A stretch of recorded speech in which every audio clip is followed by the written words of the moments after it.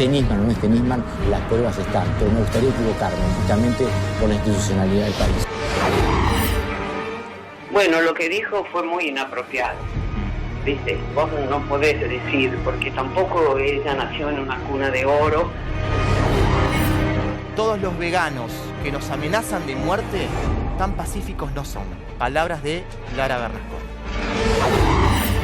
La inflación es la demostración de tu incapacidad para gobernar. Bienvenido, buenas noches, vamos que es viernes, verano en Intratable, buenas noches, ¿cómo le va, señora? Caballeros. Feliz de estar acá. Feliz de estar acá, claro que sí, ¿cómo está? Acá muchas damas, Y el señor Noriega. Hola, Gus. Poca echada detrás de cámara, ¿qué pasó? Pablo. ¿Hubo? Sí, pero ahí nomás, Poco Paulo Planero, Me piden el 11,6, que cumpla, pero... No se ve mucho Paulo Planero. Señor Noriega, ¿no está un poquito grande para eso? ¿Para esto? Sí. Es extraordinario. Esto me ahorra 3 horas por día de decir, ¿dónde están los santos? Sí, no queda muy lindo, pero no se pierde. Qué bueno, ¿eh? La verdad, cancherísimo, ¿no? Sí, para mí atrasa un poco. Pero no los pierde. Gracias por acompañarnos, todos los temas, todas las noches juntos, como siempre aquí, haciendo Intratables. Y hoy vamos a ver una encuesta que divide mucho a la sociedad argentina y que la verdad no tendríamos que llevarlo ni por cuestiones de fe ni por fanatismo, sino por realismo. Hace 5 años terminábamos nosotros un programa de domingo a la noche, hacíamos Intratables y llegábamos todos a casa y explotaba una noticia que marcó muchísimo a la Argentina y tuvo que ver con la muerte del fiscal Nisman. Abrimos la encuesta donde vos vas a participar y donde nosotros hoy vamos a trabajar con mucha fuerza para tratar de darle claridad a un tema que está realmente muy complicado. ¿Crees que Nisman, el fiscal, el doctor Nisman, se suicidó o lo mataron? Abrimos ya con fuerza porque tenemos 3.162 votos, por el suicidio el 17,2% y por el asesinato el 82,8%. 5 años, un momento muy grave de la Argentina, cualquiera sea la opinión de quien cree que es suicidio, que es homicidio, en este caso un asesinato, o un suicidio inducido, porque es la tercera opción para muchos. ¿Débora? Bueno, voy a tratar de evitar mi opinión personal, como suelo hacerlo con temas que tienen que ver con la justicia, ¿no? Más allá de que después los discutamos y cada uno pueda dar información de lo que hay en la causa que puede llevar hacia la idea más del asesinato o la del suicidio. Yo creo que hay muchos indicios que marcan la idea del asesinato, pero me remito a lo que hoy está en la justicia. El caso lo tiene la justicia federal y si lo tiene la justicia federal quiere decir que está investigando una muerte violenta, un asesinato, no un suicidio, si no hubiera quedado en la justicia ordinaria. Eso está hoy en la justicia. Para la justicia es un asesinato todavía no esclarecido. Señora. Disiento completamente, pero me voy a basar, por un lado, en la información que se está dando por todos lados y a través también de esta maravillosa serie de Netflix que recomiendo profundamente porque ahí van, sin tomar un partido por un lado o por el otro, claramente te da la pauta de cómo Nisman termina luego de una causa que le llevó toda su vida y su prestigio. A un hombre que amaba estar en la tapa de los diarios, codearse con la alta sociedad. O sea, un tipo que buscaba la fama en muchos aspectos y el reconocimiento. Darse cuenta 24 horas antes que la causa que estaba llevando adelante, la denuncia que iba a llevar adelante, era un blef total. Pero además voy a hablar para todos los que dicen, che, pero él no tenía la personalidad de un suicida, pero no, porque te hubieras... No, el suicida, y tengo casos cercanos, no avisa. Para vos, suicidio. El suicida no avisa. Caro, por favor. No, para mí es asesinato. Un homicidio, un asesinato, y me baso en un montón de las pericias, la parte, por ejemplo, de la gendarmería que dice que a Nisman lo golpearon, lo drogaron con ketamina y lo trasladaron al baño. Además hay otras partes donde habla del tema del rastro de la sangre y todo, que también me resulta contundente. Miren es una opinión y basada justamente en la información que da la justicia. Hoy el fiscal Rivo, lo charlé con él en la radio, me dice que la serie... El documental puso en alerta a mucha gente que no estaba tan atenta al tema, que se empapó la gente con el tema Nisman a partir de esto. Pero ¿sabés qué sintió? La conclusión de cada uno según claro, lo que ve. esto pasó en mi país. Esto pasó en mi país. Señor Gravia, por favor. La verdad que yo no puedo ni por un lado ni por la otra. Hay A ver, yo para concluir una causa, y he cubierto muchísimas, que hay un homicidio o hay un robo o lo que fuera, necesito pruebas concretas que yo viendo el expediente y viendo la causa no las encuentro. Como dice bien Débora, hay algunos indicios que te podrían hacer suponer que hay algo más que un suicidio, pero para mí, para determinar que a una persona la asesinaron, tiene que haber pruebas concretas y yo no las veo. De hecho, Caro muy bien mencionaba la pericia de Gendarmería, pero vos después tenés una pericia de Policía Federal y una pericia de Corte Suprema que dicen lo contrario. Entonces, la verdad es que yo no me siento capacitado. Bueno. Yo creo que la justicia esté capacitada para darnos una respuesta a un hecho Algunos tremendo. Habría una tercera opción. El propio Massa, cuando charló el otro día con nosotros, dijo, yo no estoy con el tema del suicidio, pero también puede existir un suicidio inducido. O sea, que alguien te obligue a tener que matarte. Eso es un homicidio. Bueno, está bien, pero si muchos te hablan... obliga a matarte, claro, te matar. Sí, exacto. es mucho más difícil de probar. Claro, y vos tomás el arma. Para muchos está esta tercera opción también. Gustavo Noriega, por favor. No, la justicia está investigando un homicidio, eso es un hecho real, no creo que sea cuestión de votación o de opinión Sí, personal, es un dato objetivo, pero, es lo que yo dije, es un dato. Lo único subjetivo que voy a decir es que violenta en mi sentido común la idea de que una persona con la personalidad de Nisman 24 horas antes descubra que su investigación es un blef y que eso lo lleve a matar. Digo, presupone una cantidad de supuestos tan grande que violenta mi sentido común. Por ahí el de otro no, pero realmente me parece inaceptable. Esa postura. Diego Brancatelli. No me caben dudas que Nisman se suicidó. Lo leo, lo sigo, leí el libro y tiene a Pablo Dugan, ¿no? Porque hay 80. No, pero es el que tiene, no es opinión, sino que es información. Te dice precisamente hora, lugar, el expediente, todo lo que ¿no? pasó. Leyó el expediente, lo tiene todo. Hay un solo detalle desde el sentido común que explica, digo, no hace falta saber mucho de policía ni nada, de sentido común.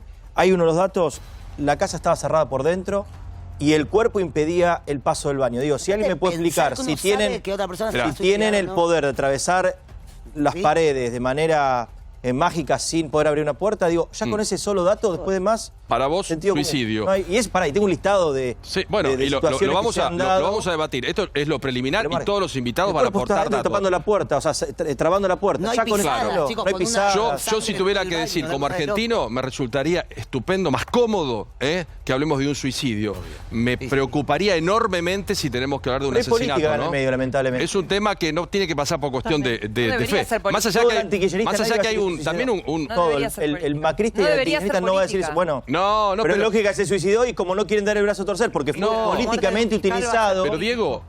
Le hizo perder las elecciones a Cristina el caso Nisman. Fue utilizado políticamente. ¿Qué están hablando? La primera fake news del país que hizo perder una presidencia. Tu opinión, es tu opinión. Es tu opinión. La señora, que por favor todavía no votó.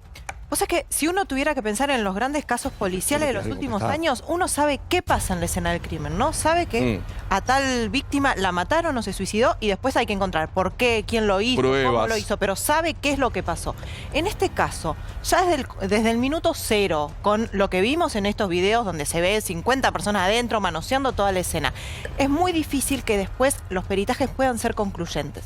De estos 3 peritajes que hay en la causa, Cuerpo Médico de la Corte Suprema, Policía Federal y Gendarmería, los 3 tienen un rigor científico que es inapelable hacia ellos. Úrsula, te recomiendo que mire, chicos, está la escena. Te escuché, estaría bueno que respetaras después lo debaten. Esto es una opinión. Que lean los expedientes, Claro. la serie de televisión. Bueno, pero hagamos... Son imágenes del expediente. Débora, son imágenes del expediente las que se ven en el documental. Bueno, hagamos una cosa. Imágenes del expediente. Terminemos de dar la opinión y después debatimos, abrimos, invitados, informe... Objetivamente, los equipos que hicieron estos 3 peritajes y los peritajes en sí tienen rigor científico que si uno se cerrara solamente en eso, podría creer en cada una de las hipótesis.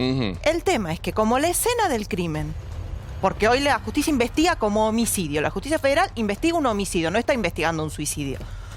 uno no puede ser concluyente. Por lo que pasó en el departamento. Por lo que pasó en el departamento. Porque el hallazgo de ketamina se puede explicar de una u otra manera. La sangre que le falta a la mano se puede explicar de una u otra manera. Entonces, hablar con tanta liviandad, si es un suicidio, si es un homicidio, sin haber leído la causa, sin haber tenido acceso a los peritajes y basarse solamente en un documental, me parece listo, ya lo debatimos, ya lo debatimos y ya lo abrimos. El debate caliente de un tema que marcó a la sociedad argentina a 5 años. La muerte de Alberto Nisman fue una de las más impactantes en la historia argentina.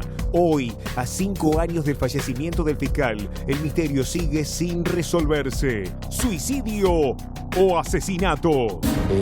Nisman o no Nisman, las pruebas están, pero me gustaría equivocarme, justamente por la institucionalidad del país. El fiscal federal Alberto Nisman fue hallado sin vida el domingo por la noche en su departamento del piso 13. Estamos investigando la causa de la muerte y en los próximos días sabremos después de la necropsia. Nisman no se suicidó. A Nisman lo mataron.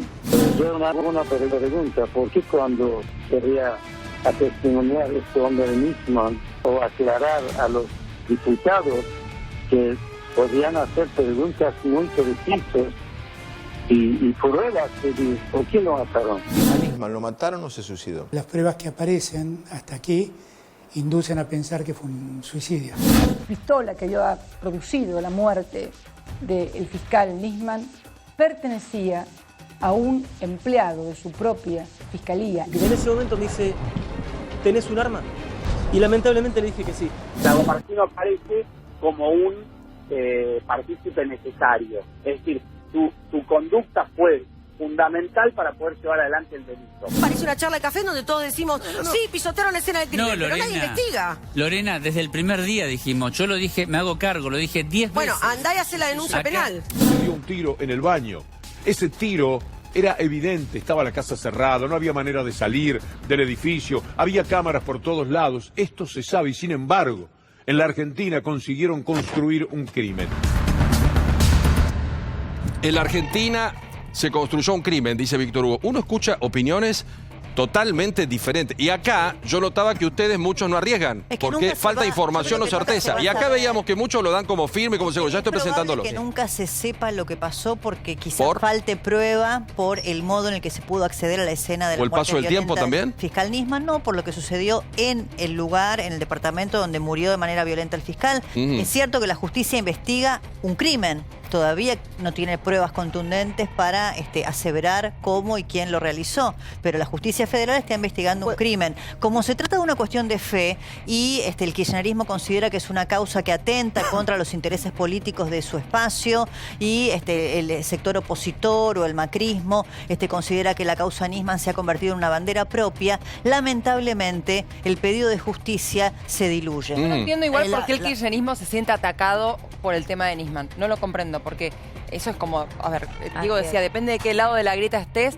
Si estás del lado del kirchnerismo decís que fue un suicidio. ¿Por qué? Porque estás presuponiendo, si decís eso, que la gente le apunta al kirchnerismo. Pero y no es así. Momento, o sea, podría, todavía no se sabe quién ni por qué. Perdóname. Primero te noto un tanto nerviosa, no te atajes tanto si no te sentís aludida. ¿Estás mirándote al espejo? No, estoy analizando tu vena como se hincha. Lo que estoy diciendo es lo siguiente. Tranquila que sos muy bella como para ponerte nerviosa. Lo que digo es que en esa época, si recordás lo que ha sido ese momento, todos los que ocuparon la primera fila reclamando justicia por Nisman fueron todos los que ocuparon cargo político después. Toda la gente que había en esa marcha. Sí, bueno, hay una inducción de los medios. Todo lo que pasó, pero digo, lean, si quieren leer, como dice Débora, fíjense lo que pasó en las últimas horas de Nisman, quiénes le comieron la cabeza, quiénes llamaron 82.000 veces, quiénes son los que después protestaron. Iba a denunciar a la presidenta. ¿Quién querías que llame? ¿El ministro de Cristina? De a uno, chicos. De a uno. No, sentido común, Diego. A ver, yo te entiendo lo que decís y es cierto, es un dato. Nisman en ese momento estaba en contacto con los que después fueron parte del gobierno de Cambiemos, pero si estaba por denunciar a la presidenta en ese momento, Cristina Kirchner, ¿con quién quería que dialogue? ¿Con el ministro del Interior de Cristina? No, está bien, no estoy diciendo si había o no había. Te estoy contestando con el sentido común a tu afirmación. Sentido común, que si hay un perjudicado acá fue el kirchnerismo, no fue el beneficiado con todo esto. Para, ¿vos querés que hable con Parrilli? con debido. ¿Con quién iba a hablar? Pero además, Nisman? Obviamente que iba a hablar con los A ver, Ernestina. Que hablan de leer la causa. En las imágenes que son del expediente, la primera que dice está el cuerpo obturando la puerta es la propia madre. O sea, la propia madre está diciendo, no podemos entrar al baño porque está el cuerpo tapando la puerta. Y se mete la cámara en lo que es la puerta, la endija que había. Y se muestra el lugar. Bueno, pero limpio de toda pisada. ¿Cómo se va? A ver,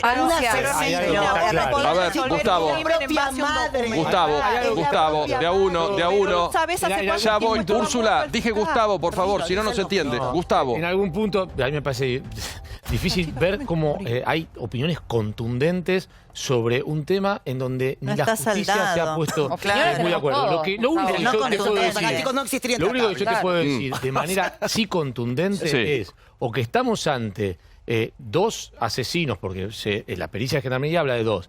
Son una especie de James Bond. Y lo que sí yo te puedo confirmar y puede confirmar cualquiera es que estamos ante los custodios más ineptos de la historia y con todos los indicios de lo que hicieron los custodios ese día, vos entonces podés decir, pero pará, acá hay algo extraño, porque no pueden ser tan ineficaces esos custodios. Está el doctor Farini Dugan, que es abogado querellante de la causa. ¿Cómo le va, doctor? ¿Cómo le va? ¿Qué cosas tenemos hasta ahora? Porque por lo que uno escucha, hay cuestiones de fe. Yo creo que es esto, yo creo que es el otro, descalifico a uno, descalifico al otro. ¿Qué certezas tenemos del caso a favor y en contra de Nisman? Mire, yo para empezar, si ustedes me preguntan si lo mataron o se suicidó, yo no lo sé. La verdad, francamente, yo no lo sé. Lo que sí sé, y lo que me parece que es que para poder justificar un suicidio, se toma como base que la denuncia era un blef. Y esto no es así, esto objetivamente no es así, no era ningún blef. ¿La denuncia de Nisman no era una truchada? No era ninguna truchada, está en juicio oral en este momento. Para que llegara a juicio oral pasó por un juez de primera instancia, por 3 jueces de Cámara, por 3 jueces de casación y por 5 de la Corte. Todos esos entendieron que esto no es un blef. Entonces, ya hablar de un blef como denuncia, eso objetivamente eso no es así. Es decir, hoy está en juicio oral. ¿Qué es lo que va a pasar en el juicio oral? Para saberlo tendría que ser mago, digamos, francamente. Seguro. Ahora, llegó a juicio oral. Cuando una causa llega a juicio oral es porque hay un procesamiento y hay una confirmación de Cámara de ese procesamiento. No cualquier causa llega a juicio oral. Sí, venimos de una justicia absolutamente estable. Hoy estamos en juicio oral. Ahora, ¿cuál es el sentido? ¿Cuál es la razón de la denuncia? ¿Por qué ocurrió? Bueno, fenómeno. Hay un tratado que se firma con Irán. Sí. Uno esperaría, cuando se firma un tratado internacional con otro país, encontrar una cantidad de discusiones acerca de los términos que se van a utilizar, de los sentidos, las concesiones que hace una parte y la otra. Una coma puede cambiar. Todo. Es decir, perfecto. No hay un solo mail, un solo intercambio de un término acerca de cómo se iba a redactar ese memorándum. No existe eso. No existe. No. Y es 1 hoja y media que se firma y es el único tratado internacional que tiene 2 principios de ejecución distintos, una cosa rarísima. Después le pregunto si el edificio estaba, como acá algunos compañeros nuestros dicen, blindado o el edificio era un desastre y cualquiera podía pasar. Roberto, ¿cómo te va? Ahora sí, Pablo, un gusto. Bien, ¿vos? Yo creo que acá hay que separar los tantos. Me parece que hay 2 bibliotecas, una dice fue un suicidio, otra dice fue un asesinato. Hay elementos para los dos sentidos. Sectores, sí. Ahora, la verdadera construcción de sentido, lo que sí cambia el caso Nisman, es la hoja de ruta del proceso electoral. Hay que entender que Mauricio Macri, hasta la muerte de Nisman, estaba tercero en las encuestas. Todas las encuestas, todos los estudios demoscópicos serios lo ponían abajo de los 15 puntos de intención de voto. Estaba Scioli primero, Massa segundo y Macri tercero. Esa construcción de sentido, poner, digamos, a la opinión pública en la enorme tensión de que la presidenta de la República pueda mandar a matar a un fiscal. Pero eso no lo dijo nadie.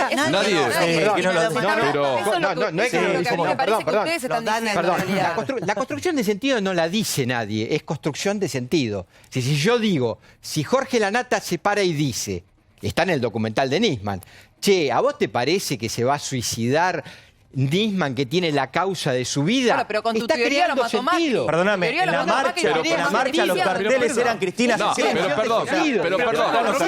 A ver, un segundito, chicos, de a uno.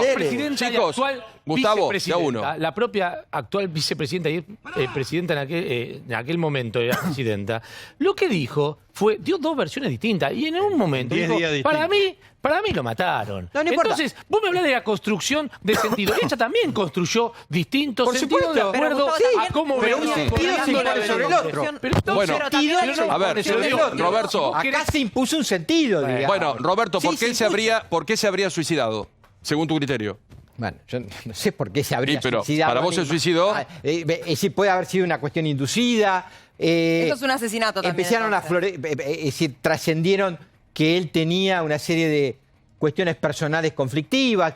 Yo no puedo entrar en ese punto porque no tengo... A ver, Úrsula. Esto no es también una construcción de sentido que por media ciudad se haya empapelado días sobre después fotos del fiscal con juguetes sexuales, que haya habido un legislador que dijera que tenía una relación homosexual con la Comarcino. Eso también es una construcción. Pero si vos mismo estás diciendo que no sabés si lo mataron o si vos mismo estás diciendo que no sabés si lo mataron o si fue un suicidio, ¿cómo me podés decir? Pero por eso es un sentido. A ver, un sentido. Datos objetivos. Esto no es discutible.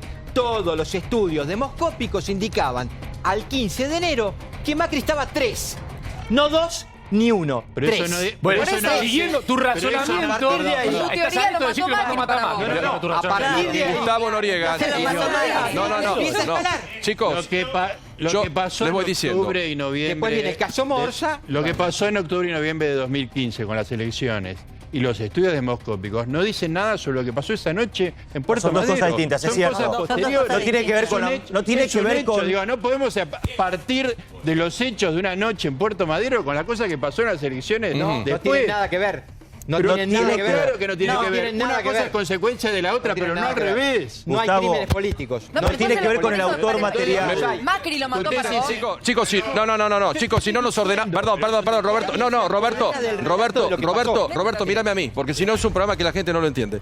Lo saludamos al doctor Moreno Campo, que gentilmente va a participar de nuestro programa. Luis, ¿cómo le va? Buenas noches. ¿Cómo están? Lo estoy escuchando desde acá. Un gusto. Bueno, usted ya nos conoce, porque nos visitó muchas veces y acá se encienden las polémicas. Y a 5 años me gustaría conocer su opinión del caso Nisman. ¿Qué cree que pudo haber pasado o si tiene más dudas que certezas? Mire, yo estoy acá en Harvard, yo doy un curso en Harvard. Y acá este libro se llama La cascada de la justicia, que es un fenómeno mundial. Sí. Está Macera en la foto. El juicio de las juntas, la justicia en Argentina, fue parte importante de un momento global de justicia. Y es vergonzoso que ya en democracia no podamos hacer justicia a los crímenes más serios, empezando por la AMIA. Yo los escuchaba y no estamos discutiendo el fenómeno inicial, que es el caso AMIA. Más de 85 muertos, más de 26 años y no sabemos nada. Y se ocultó. Justamente, yo tengo la firme sospecha que en el atentado a la AMIA hubo una conexión local integrada por miembros que venían de la dictadura militar. Sí. Y eso se ocultó, se tapó. Y el primero que intervino se tapó derivando con sobornos la investigación a la gente de la policía de la provincia de Buenos Aires. Ajá. Y después, encima el fiscal se muere en condiciones que después de 5 años no podemos regresar. Y encima después tenemos la denuncia sobre el acuerdo con la AMIA. Entonces, me parece que el tema central es qué pasó con el atentado a la AMIA, cómo fue que 85 personas murieron en Argentina y no podemos saber cómo pasó después de tantos años. Y por supuesto, qué pasó con Nisman. Esos son los dos temas centrales. Y tenemos entonces más que discutir solamente el caso, ¿no? ¿Por qué no tenemos justicia independiente en Argentina? ¿Cómo es posible que no hayamos revisado todavía cómo funciona la inteligencia argentina? Eso no es tema para mí. Doctor, a esta altura, después de 5 años, ¿cree que esto tendrá un resultado final o está tan politizado que esto va a ir para un lado o para el otro? Porque hoy las pericias no son respetadas, las opiniones no son respetadas. Cuando hablan ustedes, los hombres de la justicia, muchos dicen, bueno, hay cuestión corporativa a favor de Nisman. ¿Qué piensa de esto? Haría falta conseguir algo independiente, imparcial, que revise las causas y complete la prueba, complete la las pericias sobre los restos de pólvora, que compruebe los detalles que todavía no se conocen bien, que compruebe esas llamadas telefónicas cruzadas que nunca se investigaron. No, me parece que hace falta alguien que sea confiable, imparcial, independiente, que junte esas pruebas y las esclarezca, ¿no? Me parece que eso es fundamental. ¿Lo conoció a Nisman por su tarea? No tuvo la posibilidad de conocerlo.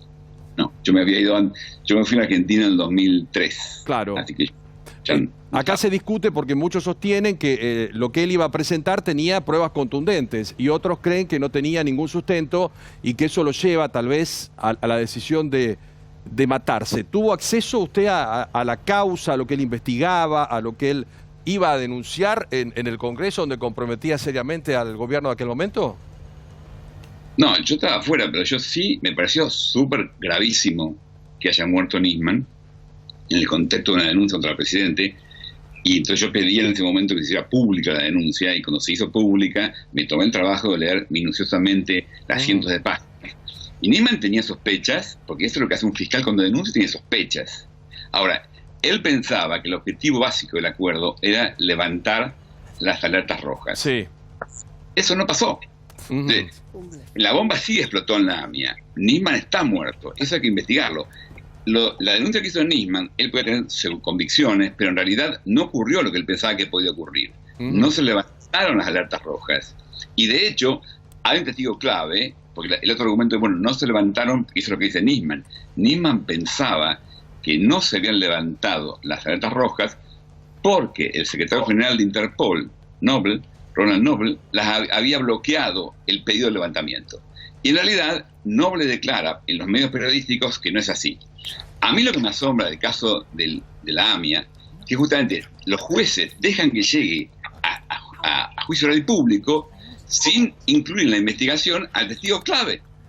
El testigo clave es el secretario general de Interpol, al que Nisman mismo menciona como el héroe de su denuncia. Nisman cree en su denuncia que Noble fue el que bloqueó el levantamiento de las alertas rojas.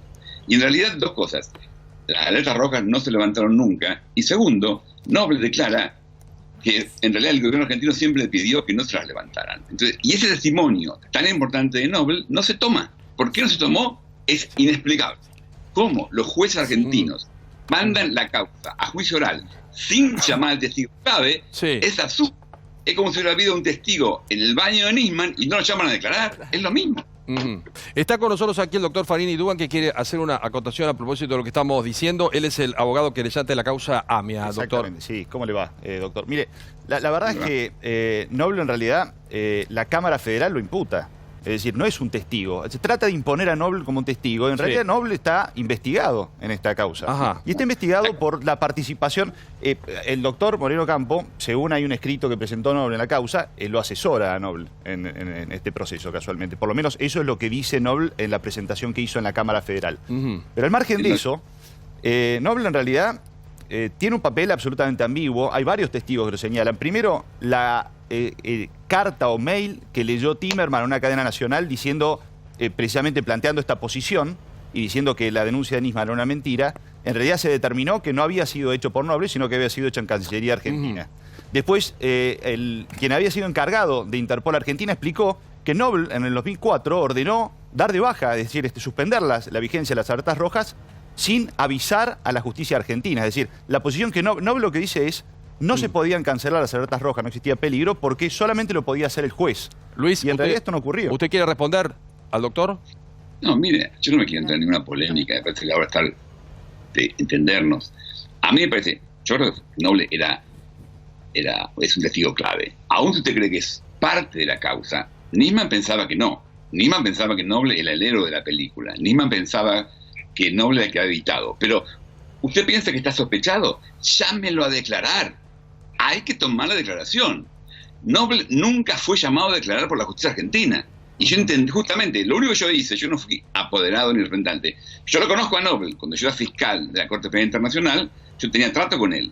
Lo conocía de antes, en realidad, de acá de Estados Unidos. Y yo lo llamé y le digo, ¿por qué no declarás? Y me dijo, nunca me llaman, no me quieren llamar. Entonces yo lo invité a que mandara una declaración jurada por mail. Eso es todo lo que yo hice, la hizo él la declaración. Ahora, para clarificar lo que dice el doctor, que me parece que está muy bien, es querellante, tiene parte en la causa, está muy bien. Mi único punto es, antes de iniciar el juicio oral y público, hay que llamarlo a declarar al secretario general de la Interpol. No se puede empezar ese juicio sin eso, o llamarlo en el juicio, también para mí. Hay que llamarlo y declarar, porque es el testigo clave. Nisman, es el de la película, bueno, llamemos a ver qué pasa. En realidad, justamente hoy hice una presentación, porque una de las defensas había pedido la declaración anticipada de Noble. No tenía ningún sentido, tiene un abogado muy importante y muy serio, había hecho una presentación que decía, como Noble vive en el exterior, hay que hacer una declaración anticipada, pues no sabemos si va a estar en el juicio oral. Como en realidad el tiempo no modifica la distancia, porque si es hoy o mañana, si vive afuera, va a ser la misma distancia, digamos, en realidad no tiene ningún sentido esta medida, sobre todo porque Noble había ofrecido declarar a distancia, hacer una videoconferencia, o sea, no tenía ninguna lógica anticipar su declaración. Sí, doctor. Hay que hacer exactamente eso que dice el doctor, hay que hacer una videoconferencia y tomar la declaración testimonial a Noble la semana que viene. Hay que hacer... Ya. Sí, en realidad hay que hacerlo en el contexto del juicio oral. Si se hace la semana que viene el juicio oral, me parece perfecto. Perfecto. Luis, antes de despedirnos, ¿cree que el año que viene podemos hablar de un avance de todo esto o que la política va a influir cada vez más y este caso se va a ir diluyendo? A mí una cosa que me parece interesante es que Gustavo Vélez está hoy en el gobierno. De todas las cosas malas que pasan en Argentina, eso es un buen dato. Porque a Vélez lo echaron, el gobierno de Kirchner lo echaron porque limpiar la inteligencia argentina. Acuérdense, no la denuncia Estiuso, Vélez tiene que exiliar del país. Entonces me parece que Vélez ahora tenga un cargo importante, me parece muy interesante, porque la Argentina fue deteriorando su justicia, fue manipulando jueces y fiscales, nombrando amigos. El presidente Macri heredó un pantano, pero no lo secó. Falta limpiar eso y ojalá que Vélez ahora pueda hacerlo. A esta altura, a 5 años, ¿usted está más cerca de la postura de un suicidio o de un atentado, un asesinato? Eso es lo que todos queremos saber. ¿Y usted qué opina? Yo quiero ver las pruebas, yo no hablo sin pruebas. Justamente, votamos por políticos en las elecciones para presidente. No votamos por criminales, votamos para políticos, pero para criminales buscamos pruebas, hechos, pruebas, ley. Doctor, gracias por este rato, sabemos que está allí en Harvard, como siempre trabajando, cuando lo tenemos en Argentina, lo vemos aquí como siempre por Intratables. Muchas gracias por atendernos. Chao Luis, hasta pronto. El doctor Luis Moreno Ocampo. Bueno, no nos vamos a poner de acuerdo y hay que buscar pruebas y elementos que vamos a seguir debatiendo porque esa es la clave y destruye cualquier cuestión de fe. El karma de la inflación. Llegar a fin de mes es cada día más difícil y cuando analizamos los números, la explicación está a la vista. En los últimos 10 años los precios se multiplicaron por 15 en la Argentina. Ahora me lo venís a decir. En el año 2010, con 100 pesos, podías comprar más de 3 kilos de carne y 11 de pan. Mientras que una década después, por esa suma solo se pueden conseguir 300 gramos de carne y 800 de pan. Con 15 pesos me hago alto guiso. Si usamos el combustible como medida, en 2010, con 100 pesos se podía llenar medio tanque, mientras que hoy, por esa suma, solo se pueden cargar 2 litros. Y veníamos bien, pero de golpe pasaron cosas. La situación es desesperante y los números no ayudan. Argentina ocupó en el 2019 el 4º lugar en el ranking mundial de inflación y solo fue superada por Venezuela, Zimbabue y Sudán. Y nos preguntamos, bueno, ¿por qué ellos sí y nosotros no? En un país dividido por la grieta, la inflación aparece como un denominador común entre macristas y kirchneristas. ¿Quién nos salva de esta? Inflación, los precios y cómo el peso ha perdido todo el valor. Aquí tenemos economistas, señor Dipache, señor Lapa, bienvenidos, buenas noches. ¿Cómo está, Pablo? Tenemos una tabla que marca lo que podíamos comprar con 100 pesos hace 10 años y lo que podemos comprar ahora. Vos sacaste un billete de 100 y sacaste un billete de 1000. ¿Por qué? Bueno, básicamente porque con este billete de 100 y este billete de 1000, casi en el periodo analizado 2010-2019, todavía necesitas un poco más de este hornero para que equivalga a este billete de 100 de lo que valía en el 2010. Un hornero. El poder adquisitivo de este billete todavía está muy por debajo de lo que valía esto en el año 2010. 2010. Sí. O sea que en el 2010 con este te defendías y hoy con este... No llegás a veces a comprar alguna de las canastas, la misma canasta de productos, y la realidad que las tres funciones del dinero en Argentina, en los últimos, te diría, 13 años estuvo destruida. Esto como medio de cambio es una distorsión absoluta. Como unidad de cuenta, cada vez necesitamos 10 billetes para conseguir uno de estos. Y como reservorio de valor, porque la realidad es que la tasa real es negativa para aquel que quiere tener este billete. Claro. Este billete mes a mes va perdiendo valor. Sigue perdiendo valor. De hecho, se está pensando en tener billetes de mayor denominación. Claro, ahora perdió 3,7, por ejemplo. Veamos esta pantalla y me ayudan los dos y por supuesto todos. ¿Qué se podía comprar con un billete de 100? El comparativo entre el 2010 y el 2019, y la verdad que es un escándalo, ¿no? Arroz, en el 2010 con 100 pesos comprábamos 10 kilos. Hoy 1 kilo 100. Polenta, producto recontra popular. 2010 12 kilos, 2019 1 kilo. Harina 14,5 contra 1,9. Fideos de 7 kilos pasamos a 1,8. La yerba de 9 kilos... Miren lo que es esto, un escándalo. 500 gramos. El pollo de 12 kilos y medio que comprábamos con 100 pesos, hoy compramos 1 kilo. El asado de 3 kilos y medio compramos menos del 10%. 300 gramos. Seguimos por aquí, me cambio, seguimos por aquí. Pan, 11 kilos en el 2010, 800 gramos hoy. Leche de 20 litros a 1,5 litros. Papas de 8 a 1,5. Tomates de 14 kilos a 1 kilo con 400 gramos. Banana, uno de los productos que más aumentó el año pasado. 20 kilos en el 2010, 1 kilo en el 2019. Tremendo lo que cuesta ser gorila hoy. Nafta, 18 litros en el 2010, 1,6 ahora. Y viajes en colectivos con 100 pesos podíamos subirnos 90 veces y hoy hacemos 5. Se llama inflación. O sea, esto se llama inflación y es escandaloso. 10 años. ¿Cómo no va a ser un escándalo si Argentina se ha convertido está en el podio de los 3 países con más inflación del mundo? En Latinoamérica tenés Venezuela como único referente y el resto del mundo son países africanos o países con un descalabro institucional tremendo que vienen de guerras o de dictaduras. O sea, eso es la Argentina en materia inflacionaria y eso lo refleja muy bien. No solo se llama inflación, se llama cartelización de la alimentación, se llama cartelización en muchos sentidos de todos otros insumos que también están monopolizados y también se llama empresarios que quieren ganar mucho dinero. Señor también Lapa, se llama eso. ¿Qué es esto? Esto es una inflación brutal, que además hay una variable de la cual hasta ahora no se ha mencionado, que es la del salario. Porque aumentaron los precios, pero los salarios en Argentina aumentaron muy por debajo de los precios. Solamente durante los 4 años de macrismo, las estimaciones son que se perdió 20% del poder de compra del valor salario. real de la plata. Entonces, si un trabajador con su salario puede comprar el 20% menos del changuito, entonces estamos frente a un ataque, porque si no la inflación parece algo abstracto. Simplemente van aumentando los precios en la góndola. Y vamos cambiando los billetes. Pero hay que pensar y hay que tener en cuenta que el aumento de los precios, al no ser correspondido por el aumento de salario, implica un golpe a todos los trabajadores y particularmente a todos los trabajadores que compramos en pesos. Porque parte de esta inflación se explica por una devaluación muy fuerte que hubo de la moneda, como se explicaba recién. Entonces, hay todo un sector de la Argentina, una clase social, que accede a dólares. Empobrecida. No, claro, la mayor parte de la Argentina cobramos en pesos, nos vimos muy empobrecidos y hay un ataque al poder de compra del salario brutal.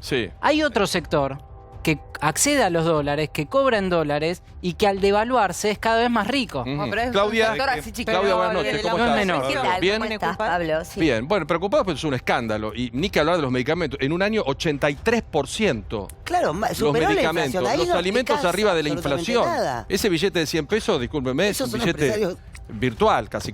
Totalmente. Creo que hay que poner todo en un contexto como siempre. Siempre lo marco cada vez que vengo y lo pongo en este momento.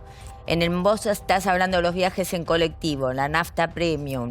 Era un país que faltaba energía. Estaba sin capacidad de un montón de necesidades. 10 años, el campo sí, el campo con una destrucción tremenda de un montón de sectores. Los vientres de todo lo que tenía que ver con la industria de la carne estaba totalmente destruida. Recién el año que viene vamos a estar en el mismo nivel de lo que estaríamos hace 10 años atrás. ¿Esto es así en materia campo, Eduardo? ¿O no? ¿Influye o no? La cuestión que yo creo, coincido con Ernestina, la actitud inescrupulosa que está habiendo de los formadores de precios, los tomadores de ganancia. No hay ningún motivo desde el 10 de diciembre hasta acá para que hayan aumentado 30-40% la mayoría de los rubros. No hay ningún motivo. ¿Y por qué te aumentan? ¿Es un por las dudas? Pero eso no saben, como hay a lo mejor alguna incertidumbre o hay una voracidad. Como manejo el mercado. Hay una voracidad, fijan y tenés puja distributiva, Eduardo. Y en definitiva están haciendo, digamos, una cuestión ventajera. Entonces yo en algún momento dije, y léase bien esto, hace falta un nuevo Guillermo Moreno de buenos modales, ¿está?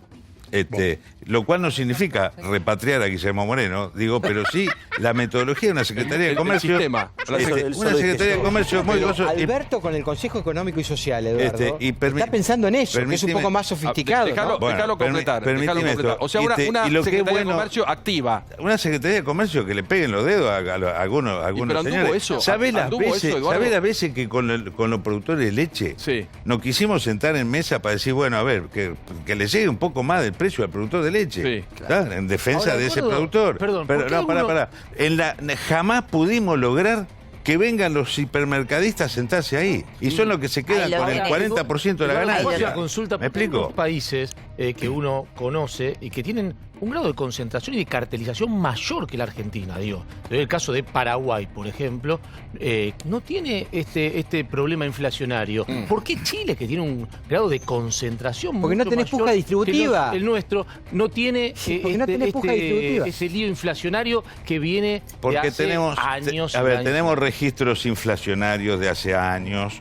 Porque tenemos esa cosa del cortoplacismo de tratar. Algunos señores quieren hacerse millonario en 48 horas. Pero y eso vos decís que no pasa en los países que yo estoy... Y tenemos una distancia cada vez más grande entre el que produce y el que consume. Esto también hay que decirlo con toda la letra, porque si es el campo, ¿viste? El trigo, se llenan de plata. No, perdón. El trigo vale 10 pesos el kilo, y el pan vale 100 pesos. Entonces, cada vez hay más brecha entre la materia prima y lo que pagan los consumidores. ¿Y sabe qué? El Consejo Económico Social es una herramienta gigantesca. Y la otra es la necesidad de acercar pymes, productores y consumidores como política pública. Claudia, buenas noches, ¿cómo estás? Buenas noches, ¿cómo estás? Bien, ¿vos? Mira, yo creo que Alberto tiene un trabajo enorme por delante porque esto que nos encontramos realmente es absolutamente preocupante y creo que hay algunas herramientas como el Consejo Económico y Social que tienden a intentar reordenar la economía en un marco de algo que es absolutamente necesario y que me parece que atraviesa la política argentina, que es empezar a construir acuerdos saludables para poder sacar el país adelante. La verdad es que si no nos sentamos todos en una mesa y empezamos a construir acuerdos donde entendamos que si gana uno, ganamos todos, pero si uno gana mucho, perdemos todos, incluido el que cree que gana, ¿no? Muchas veces. La verdad es que la cosa no funciona. Yo creo que Alberto viene tomando medidas sistemáticamente, más allá de construir el Consejo Económico y Social, está poniendo racionalidad en un equilibrio muy complejo, porque vos tenés, como bien se decía acá, no solo una inflación del 300% durante los últimos 4 años, no quiero evadir lo anterior, pero la verdad es que tengo este número fresco, sino que tenés una pérdida de salarios, que sí fue sustancial en los últimos 4 años. Entonces vos tenés que reactivar la economía, reactivar el consumo, pero al mismo tiempo desindexar la economía para que la economía no se lleve puesto el crecimiento. Después le pregunto a los economistas y dice bajar el gasto. Daniela, ¿cómo estás? Buenas noches. ¿Qué hacemos con todo esto? Bueno, primero, sincerarnos, ¿no? Porque si decimos que el problema de la inflación es que solamente los hipermercadistas son pillos, no estamos viendo gran parte del problema, porque cuando desagregamos el precio del pan, que no tiene que ver con los hipermercadistas, vemos que el trigo sí es un porcentaje del costo, la materia prima, una de las materias primas, pero adentro hay salarios, hay tarifas, hay combustible, pero también hay transporte, también hay gremios, hay paritarias. Entonces, digo, ¿por qué no entendemos que también la carga impositiva es altísima? Claro, porque también no nos sinceramos con que hay más de 60 Ya vengo. Termínalo, por favor, sí. ¿Por qué no nos ponemos de acuerdo en decir cómo queremos crecer? ¿Por qué no le damos espacio a las pymes? Pero a las pymes en serio. Porque acá no se trata solamente de ser solidarios, acá también se trata de entender cómo hacemos para que crezca la producción, para que se genere empleo, porque la inflación no es solo el aumento de los precios per se, sino vamos a controlar los precios y lo primero que aparece es el desabastecimiento. Y el empobrecimiento de la gente, que la que sufre con y el doble mercado, y hay un 40 y pico que están en negro y no tienen ningún tipo de son las dos resultantes del control de precios. Ya seguimos con los precios, pero atención, sigue el escándalo por las declaraciones de Susana Jiménez. Susana habló de la pobreza y se abrió todo el país. ¿Quién apareció? La señora Nacha Guevara. Parecía que la polémica por los dichos de Susana Jiménez sobre la pobreza había llegado a su fin. Sin embargo, en las últimas horas, Nacha Guevara hizo un fuerte descargo y cruzó a la conductora. La guerra de las divas. Bueno, lo que dijo fue muy inapropiado, ¿viste? Vos no podés decir, porque tampoco ella nació en una cuna de oro, no podés decir si tienen hambre que vayan a laburar al campo. No, eso no ayuda en nada a lo que estamos hablando. A las clases que han tenido acceso a la educación, a la comida, a viajar, a educarse en los mejores colegios, a tener, no digo privilegios, tener un bienestar especial. Claro. Entonces, a esa clase hay que pedirle que evolucione, que aprenda, que quiera aprender y que quiera transformarse, porque es nuestra obligación hacerlo. Y no se lo podemos pedir a quien no sabe qué va a comer esta noche. Bueno, se metió Nacha con todo. ¿Cómo? Se metió Nacha. Sí, de todas maneras estoy totalmente de acuerdo. Me parece que el comentario que hizo en su momento Susana habla inclusive de su propia historia. Porque ella también salió de un lugar con cierta humildad, con un pasar de clase media normal y pudo llegar al lugar donde llegó. Claro. ¿Por qué se lo quiere negar a otros? ¿Cuál es el problema que tiene Susana con que la gente progrese? ¿Pero en qué momento dijo que se lo quería negar a otros? De alguna forma pensar que la gente se tiene que ir a trabajar al campo y que toda gente con pocos así. Igual no me gustó porque se me empezó a mover acá. Firme, así vamos. Voy a tener que hacer, me acabo de dar cuenta que tengo que hacer. Está impecable. Me tengo que ir a trabajar al campo. Está impecable. Tengo que hacer un poco de laburo de brazos, algo. Agarra la pala. Agarra la pala, dale. No, me refería a que ella habla de todo un grupo de gente, estigmatiza todo un sector social de bajos recursos, como que ninguno quiere ir a laburar, que todos deberían ir a probar. Y Nacha no hace lo mismo, Nacha no estigmatiza también, porque a mí lo único que me hizo ruido de lo que dijo Nacha es que ella también estigmatiza a todo un sector social. Porque ella dice, todo aquel que tiene la suerte de tener acceso a una buena educación, a un buen pasar económico, a moverse en ciertos circuitos, a esa gente hay que educarle, hay que enseñarle, porque no sabe, porque no tiene valores, porque no tiene empatía, porque no entiende. Yo no estoy tan segura de que todo sea igual. Digo, debe haber gente que también tiene dinero, que tiene un buen pasar, que ha tenido acceso a la mejor educación y que tiene sensibilidad y que hace algo por los demás. Y que Eduardo, hace falta gente con dinero no han sido exactamente. No, Eduardo, ¿hace falta gente en el campo para laburar? ¿Cómo? Bueno, repítalo. A ver, ¿sí o no? Sí, hace falta repensar el diseño demográfico de este país. Es verdad. Hace falta replantearse. Por distintas crisis a lo largo de las últimas 3, 4 décadas, las corrientes migratorias del Chaco, del norte, de Corrientes, se amontonan.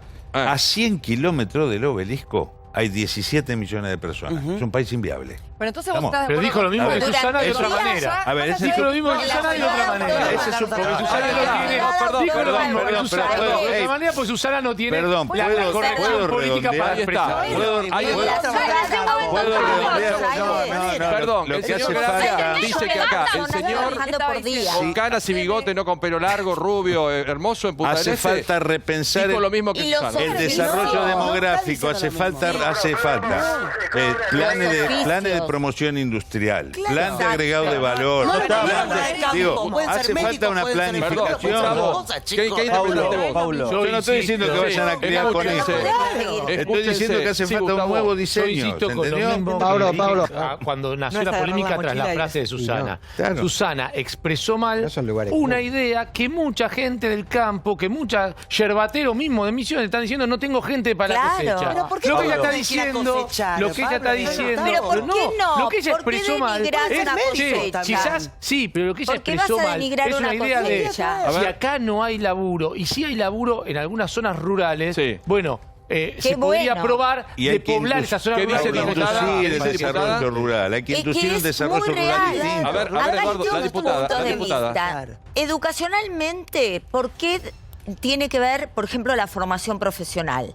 Volver a los oficios que son necesarios. Te hago una pregunta a vos que sabés del campo y que estás tan empapado como yo. Hoy en día, para alambrar un campo, ¿dónde conseguís un tipo que sepa tomar el alambrado? No Claudia, hay. Y para arreglar un molino. Para regar un... Entonces, porque esos oficios se están perdiendo. Pero perdón, ¿por qué no hay? ¿Por qué no hay? Perdón, chicos, si no hablamos de uno, no se entiende. Me dejas más rápido. Me das bueno, un poquito más rápido. Digamos, un segundito, ¿por qué chicos, tenemos que estigmatizar que los oficios son negativos? Ajá. Porque demográficamente necesitamos oficios. Perfecto. ¿Y por qué una Bueno, carrera ahí. universitaria tiene que Un ser segundito. lo mejor ¿Por en qué este país? no podemos Puede ser de tener todo. gente nuestra, argentina, en el campo laburando? ¿Por qué no está capacitada? ¿Por qué ustedes no le ofrecen un trabajo digno? ¿Cuál es el problema? Yo entiendo... Mira, una vez andaba con Andrés Arregui, intendente de Moreno, ¿tá? Recorriendo el partido Moreno. Sí. Y Andrés me mostraba un plan habitacional bellísimo. 800 viviendas estaba inaugurando. Digo, ¿sabes una cosa? Digo, son 2 pueblos como JB Molina, que es mi pueblo. Tu pueblo, claro. ¿tá? De 1.500, 2.000 habitantes, que se trasplantaron de distintas provincias y se pusieron en Moreno. Hace falta después la cloaca, darle educación, un montón de cosas. Hace falta la obra pública en el Gran Buenos Aires, por favor, se inunda, todos los problemas que hay. Ahora, hay que crear condiciones en igual proporción de planificación de obra pública, de promoción industrial, de algún tipo de beneficio impositivo, de algún tipo de beneficio en los aportes patronales, de manera escuelas agrotécnicas y poner una idea de desarrollo distinta. ¿Cómo entendés lo de Susana Jiménez, que armó tanto revuelo? Yo después también le voy a preguntar acá si no hay un poco de envidia, ¿no? Porque algunos creen que Susana Jiménez, como tiene plata, vive en otro mundo. Señor. No, yo entiendo que la idea esta de la cultura del trabajo desconoce totalmente la realidad de millones de familias argentinas que mueren por trabajar, que mueren por tener un trabajo en blanco, que mueren por acceder a determinado nivel y no consiguen. Hay que moverse. Los planes sociales son totalmente insuficientes en cuanto a la cantidad que hay y en cuanto al monto que perciben las familias. ¿Vos pondrías más planes? Sí, yo pondría más planes, pero ¿sabés por qué? Un segundo. Porque el plan es solamente lo que perciben aquellos que buscan trabajo genuino. Ajá. Las personas que reciben un plan no quieren tener un plan, quieren tener trabajo genuino.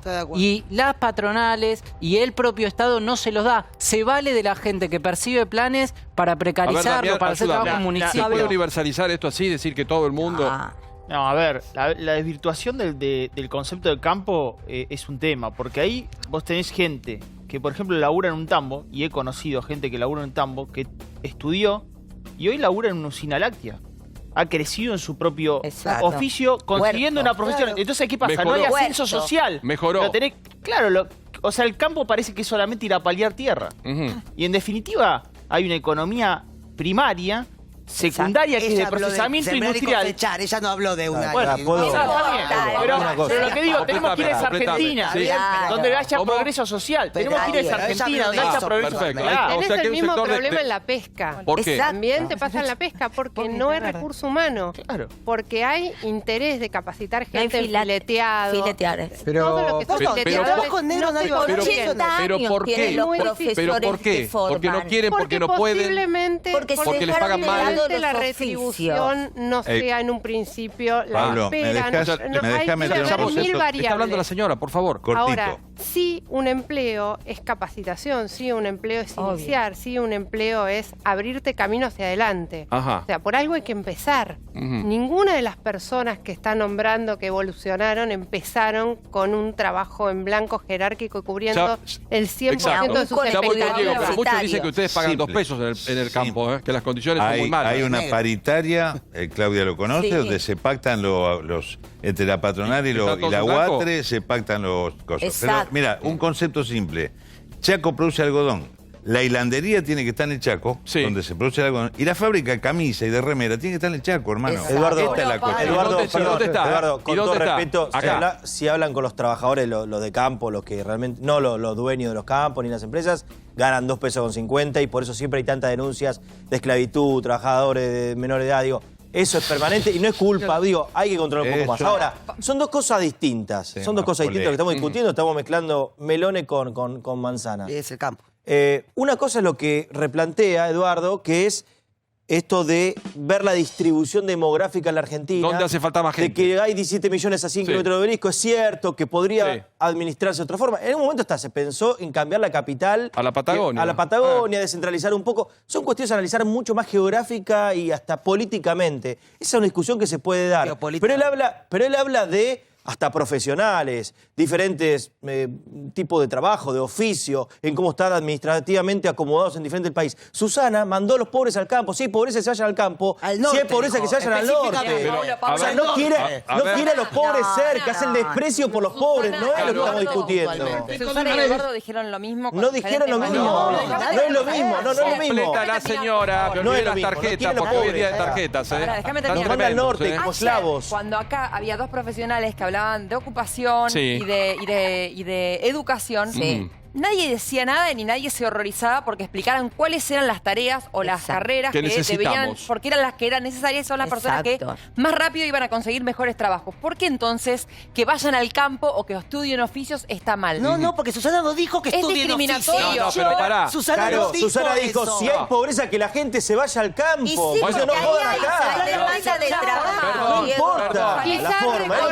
A nuestros abuelos, a nuestros abuelos.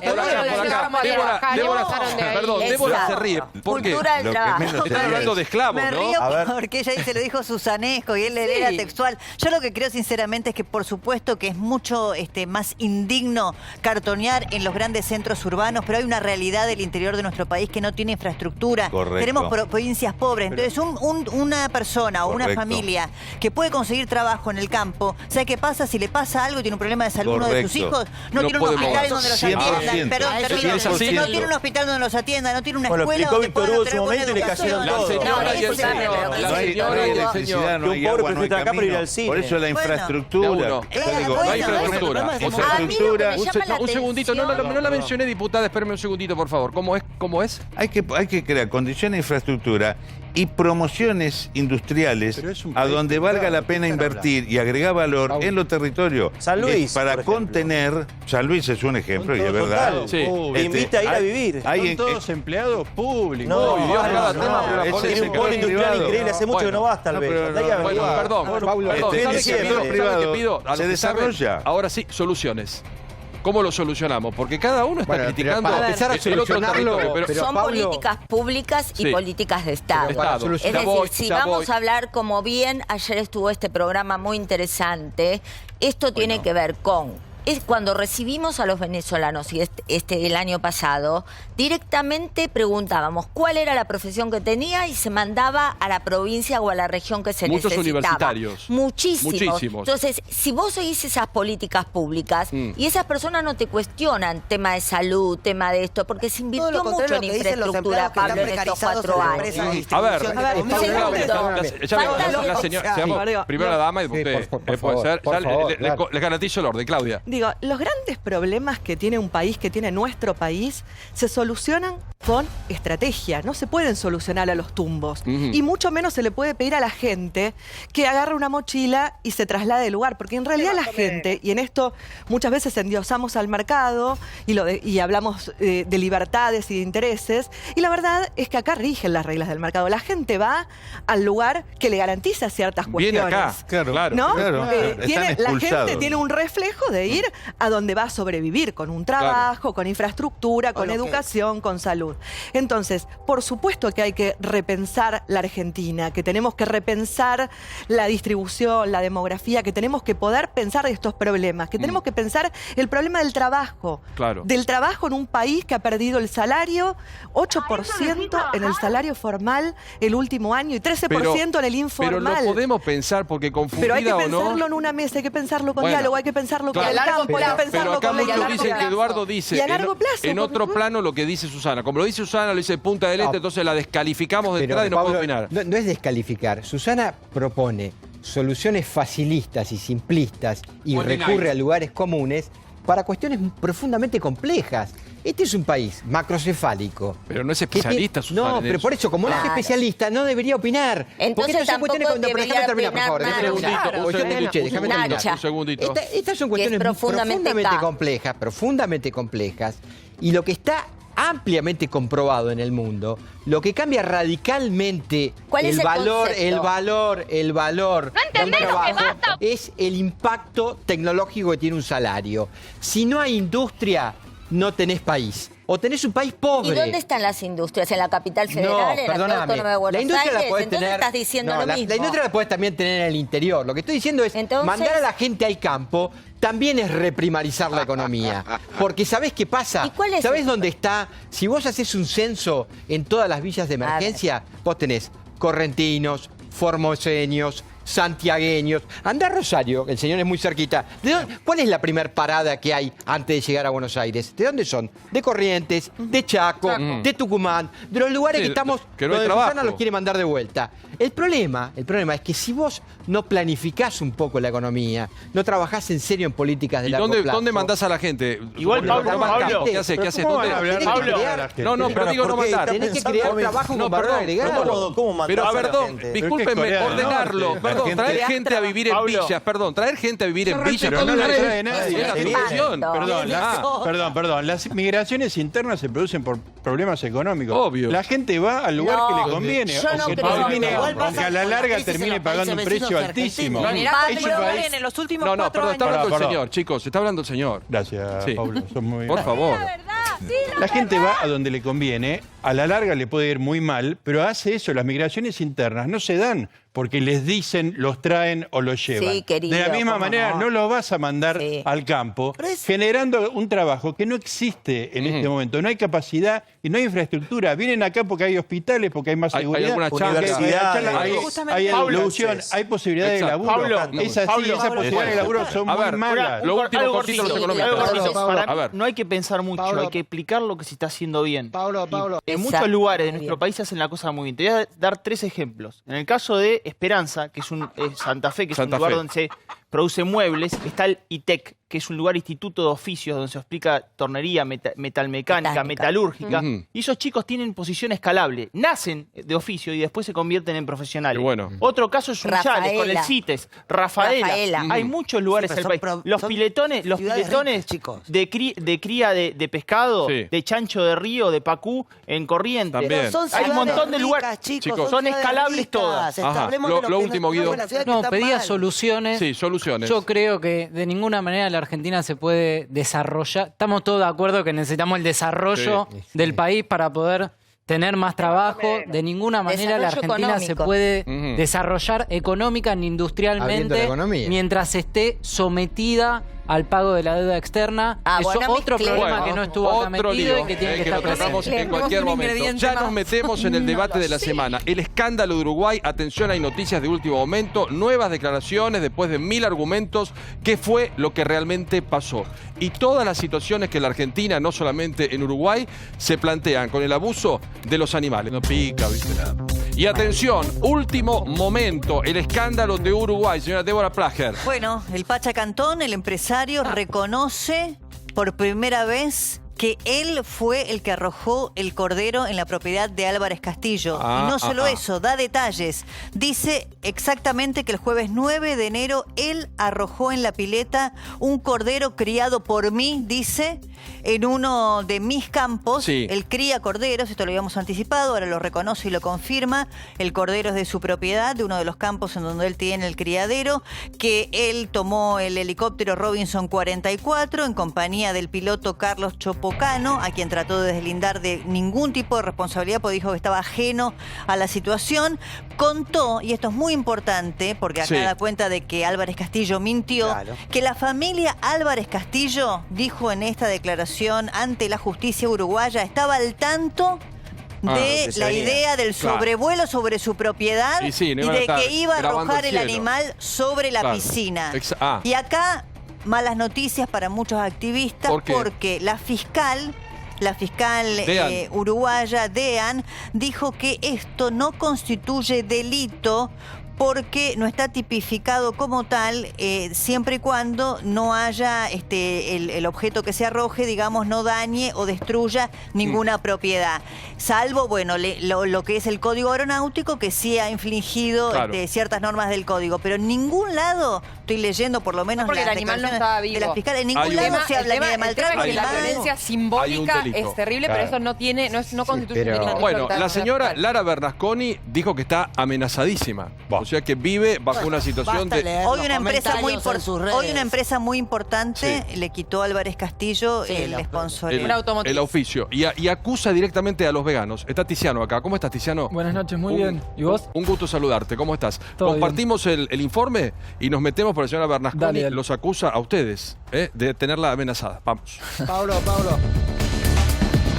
El video que muestra a un animal siendo lanzado desde un helicóptero a una pileta fue la polémica de la semana. Lara Bernasconi, una de las involucradas en el hecho, apuntó contra los activistas veganos y denunció amenazas de muerte. Todos los veganos que nos amenazan de muerte, tan pacíficos no son. Muy raro su pensamiento. Mucha violencia. Amenazar a toda la familia por algo que no hicimos. Qué miedo tener esa gente en nuestro país. El matrimonio Álvarez Castillo y Lara Bernasconi abandonaron en la tarde de ayer la casa en la cual cayó este animalito. A nosotros nos tiraron un cordero muerto en nuestra pileta. El primer impacto que tuve cuando vi el video se relaciona a la dictadura, me hizo acordar a eso. Por suerte no estaba cerca, el cerdo no estaba vivo, ¿no? No estaba vivo. ¿Quién es el tarado mental que logró hacer tanta plata teniendo como pasatiempo tirar un chancho por el aire? La verdad no lo puedo entender. Sí, asco por esa gente. No, me parecen nefastos, patéticos. Si esa gente tiene esa manera de divertirse, qué mal que está su vida, ¿no? Bueno, Tiziano protege a los animales y sos vegano también. Dicen que están amenazados por ustedes, la señora Bernasconi, por lo menos, ¿no? Bueno, yo creo que eso es un intento de desviar el tema de conversación importante. A ver, es como si vos sos de un partido político y hay otra persona del mismo partido político que vos que comete un asesinato. Sí. Eso no quiere decir que vos, porque sos del mismo partido político, vas a cometer un asesinato. Acá es igual, si hay veganos que amenazan o hacen actos que no están bien, eso me parece que es ajeno al movimiento que tiene una causa fija, que es considerar éticamente a los animales. ¿Me explico? Por eso digo que es un intento de desviar la conversación. Acá lo importante es reconocer que la sociedad está completamente en desacuerdo con esto y que está considerando primera vez en la historia moralmente a estos animales que jamás fueron considerados moralmente. ¿Toda la sociedad o parte de la sociedad? Gran parte de la sociedad, incluso hasta de forma internacional. Hay gente de otros países que manifiesta su indignación y su repudio frente a este acto totalmente aberrante e innecesario, ¿no? Y creo que justamente es interesante reconocer por qué digo que son los animales más perjudicados de la historia. Junto a las vacas, a las gallinas y a los peces, los cerdos y los corderos. Primero se creía que era un cerdo, después se confirmó que era un cordero. Sí. ¿Por qué digo esto? Bueno, por año 1.500 millones de cerdos se asesinan en todo el mundo, lo que equivale a 4.100.000 por día. Escuchen esa cifra. Y corderos se asesinan 570 millones por año, lo que equivale a 1.5 millones de corderos. Tiziano, tengo una consulta para vos. crueldad. Que es absolutamente aberrante la imagen, a todos nos choca. Para vos es exactamente lo mismo la persona que lo recibe desde un helicóptero, una pileta y después lo hace a la parrilla, que una persona que lo pide por un delivery y le traen el cordero a la casa y también después lo hace a la parrilla? Bueno, hay una diferencia. No, claramente hay una diferencia, pero permitime responderte con 4 criterios que utiliza la gente para indignarse por este suceso. Primer criterio, se creía, ¿no? En primera instancia se creía que el animal estaba vivo y que luego muere. Se sabe que no fue así, pero la gente se indigna por lo que creyó. Primero creyeron que estaba vivo. Primer criterio por el cual la gente se indigna, porque el animal estaba vivo sufriendo. Segundo criterio por el cual la gente se indigna, porque el animal supuestamente muere y no quería morir. Tercer criterio por el cual la gente se indigna, porque ven que se escuchan risas y dicen, están disfrutando a costa del sufrimiento. Y cuarto y último criterio, porque se sabe que no es necesario. Esos 4 criterios aplican a cuando comemos animales. Yo sé que no es lo mismo, porque hay cultura, está el disfrute con el amigo, que te juntás el asado, pero quiero decir, cuando vos comés un animal, anteriormente el animal fue criado y sufrió, igual que el otro criterio. Murió. Y nosotros disfrutamos a costa de ese sufrimiento, más allá de que no seamos totalmente conscientes. Y por último y cuarto, que se repiten los criterios, no es necesario, está avalado obviamente científicamente, ya se sabe, que podemos vivir sin comer animales. Entonces, si bien lo que vos decís es cierto, también es cierto que los 4 criterios por los cuales nos indignamos por esto, también son aplicables a cuando consumimos animales Eduardo, derivados. ¿qué opinas de esto? No, a ver, la historia... Movés la cabeza como... Claro, la historia de la civilización del Homo sapiens... Claro. Del Homo erectus al Homo sapiens mejora desde el momento que empieza a incluir otra calidad de proteína. Ahora estamos evolucionando nuevamente. O sea, la evolución continúa y ahora está demostrado que comer animales hace mal también. Bueno, ahora digo, yo respeto al amigo en su opción alimenticia. Digo, cada uno que se alimente como quiera. Él protege a los animales, además de la cuestión alimenticia. Claro. Ahora, hay una realidad en los hábitos de consumo en la sociedad de siglos. No es una cuestión... Claro, hay cuestiones de tradiciones. ¿Y qué opinas de esto del cerdo que tiraron? Esto es un delirante. Eso es un delirante que no tiene... Estás de acuerdo. Lo que estamos diciendo acá. Ahora, Paulo, vos pensás, mira, Cantón mató a 2 personas. Permitime una cuestión. Sufrir animales habla cuanto menos de algún nivel de desconocimiento que yo invitaría a ayudar a esclarecer, porque en las granjas donde se producen cerdos, en las granjas donde se producen pollos y demás, existen condiciones de clima, condiciones tecnológicas, donde el animal no sufre. Tiziano, con Eduardo. Acá hay una discrepancia. Dice que los animales no sufren. Bueno, bien. Pará. ¿Vos decís que no sufren o decís que las condiciones son más bienestaristas? Las condiciones de las granjas de cerdo, de donde hay mantas térmicas para que el lechoncito duerma a 28 grados centígrados, ¿entendés? O sea, la aparición, la sala de gestación de la chancha o de la cerda, en condiciones con aire acondicionado para que no tenga abortos. Claro. O sea, esa cosa del sufrimiento de los animales es un chamullo, digamos. Puede haber pero en la agricultura moderna no pasa. Eduardo, un gusto. Mirá, te quiero invitar a mirar un par de documentales. El primero se llama Dominion y el segundo se llama Terrícolas. Ambos gratuitos, los podés ver en YouTube y si no lo pueden ver en conetica.com.ar, que es la organización a la que pertenezco. Totalmente gratuitos y podés ver ahí, son documentales, todos obviamente están invitados a verlos, documentales que narran todas las industrias de explotación animal, desde la industria porcina, avícola, láctea, de carne, de vacas. Y resuelven el problema de alimentos de 9.000 millones de personas que hay en el planeta, hermano querido. 9.000 millones de personas. Si no hay carnes y proteína para semejante cantidad de gente... Hay proteínas de otra forma, Eduardo. Estaríamos complicados. Que no es la única forma de consumir proteína. Y la verdad es que definamos entonces... Déjame hablar, yo te escuché. Definamos entonces sufrimiento. Si para vos que tengan aire acondicionado es sinónimo de bienestar, y la verdad que dista mucho de ser la vida de un cerdo el hecho de no poder ver el sol, de no poder pisar el pasto porque están en feedlots en donde están chiquitos así, en donde la cerda está con los chanchitos, como vos decís, a lo mejor una temperatura perfecta, pero en un lugar donde no se puede ni mover. Eso dista muchísimo de bienestar animal. O sea, definamos a ver si vos estarías bien con la temperatura ideal en una cárcel como de tu tamaño. A ver, Eduardo, contesta Eduardo, estoy con vos. Estás fabricando carne, ¿entendés? No, es que ese para bicho vos no carne, tiene conciencia, no tiene pensamiento. ¿Sabés una cosa? Un cerdo, por ejemplo, es más no tiene racionalidad, no tiene raciocinio. No, para ¿Me vos. explico? No la tiene. Es un animal. Un cerdo los que hemos evolucionado somos los seres humanos. Hay gente que tiene cerdos como mascotas, ¿no?